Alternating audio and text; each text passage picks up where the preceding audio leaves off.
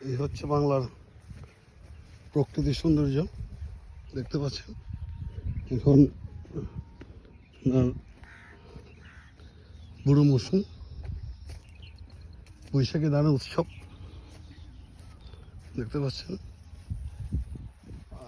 কিছু কিছু ধান কৃষকরা কাটতেছে, বেশিরভাগ ধানই কাটার উপযুক্ত এখনো হয় নাই।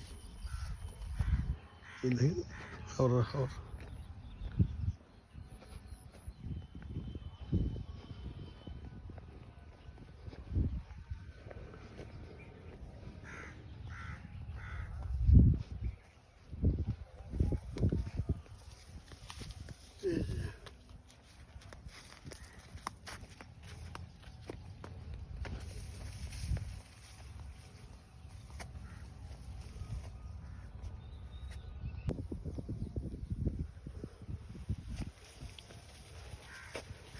দুপুরের তপ্ত রোদে